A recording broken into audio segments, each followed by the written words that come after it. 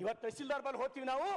ತಹಸೀಲ್ದಾರೇ, ಜನ ಗೋಳೆ ಹೇಳತ್ತಾರಲ್ಲಿ, ನೀವು ಹೋರಿ ಹಾದಿ ಮಾಡ್ಕೊಡ್ರಿ, ಎದುರು ನಿಂದ್ರಿ, ನಕ್ಷ ತೆಗೀರಿ, ಅದ್ರ ಎದುರಿಡ್ರಿ, ಹಾದಿ ಆತ ಅಂತ ಹೇಳ್ತೀನಿ ಅಧ್ಯಕ್ಷರೇ.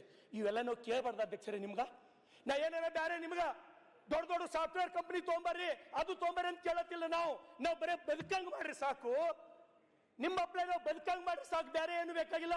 ಇರ್ಲಕ್ ಮನಿ ಕೊಡ್ರಿ, ಇರ್ಲಕ್ ಮನಿ ಕೊಡ್ರಿ, ರೈತರಿಗೆ ಹೋಲಕ್ ಹಾದಿ ಕೊಡ್ರಿ, ಸರಾಯಿ ಮುಕ್ತ ಕಲ್ಯಾಣ ಕರ್ನಾಟಕ ಮಾಡು ನೋಡ್ರಿ. ನಿಮಗೆ ಈ ಸರ್ಕಾರಕ್ಕ ಎಂತ ಶ್ರೇಯಸ್ಸು ಬರ್ತದೆ ಅಧ್ಯಕ್ಷರೇ. ಅದಕ್ಕಾಗಿ ಅಧ್ಯಕ್ಷರೇ, ತಮಗೆ ಮತ್ತೊಂದ್ಸಲ ನಾನು ಸರ್ಕಾರಕ್ಕೆ ವಿನಂತಿಯನ್ನ ಮಾಡ್ತೇನೆ.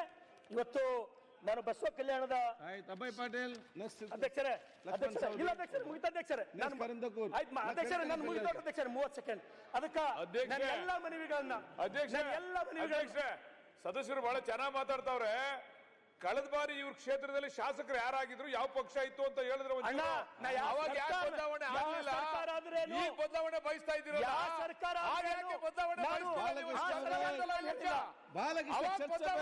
ನೀವು ಮಾಡಿಲ್ಲ ನಮ್ಮ ಸರ್ಕಾರ ಅಂದ್ರೆ ನಮ್ಗೆ ಅದಕ್ಕೆ ಜನ ಈ ಕಡೆ ಕೂಡ್ತಾರೆ. ಮುಂದಿನ ಸಲ ಇಲ್ಲಿ ಬಂದು ಕೂಡ್ತೀರಾ? ಶಿಕ್ಷೆ ಕೊಟ್ಟಾರಿ ಅಧ್ಯಕ್ಷರೇ.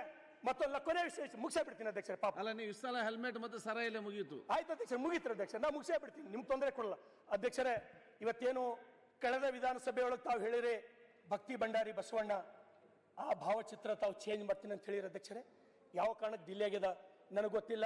ಆ ಮುಂದಿನ ಸಲ ನೀವೇ ನಿರ್ಧಾರ ತಗೊಂಡಿರಿ ಅಧ್ಯಕ್ಷರೇ. ಹೊರಗೆ ಅನುಭವ ಮಂಟಪನ್ನು ಕೂಡ ತಾವೇ ಹಾಕಿರಿ. ನಿಮ್ಗೆ ಧನ್ಯವಾದ ಹೇಳ್ತೀನಿ. ಆ ನೆಲದ ಶಾಸಕನಾಗಿ ನಾನು ಹೇಳಿದ ಯಾವ್ದನ್ನು ಹಾಕ್ಬೇಕಂತ ಕೊಡಿ ಅಂತ ಹೇಳಿದ್ದೇನೆ, ಯಾರು ಬಂದು ಕೊಡ್ಲಿಲ್ಲ. ನಾನೇ ತಂದು ಕೊಡ್ತೀನಿ ಅಧ್ಯಕ್ಷರೇ. ಅದಕ್ಕಾಗಿ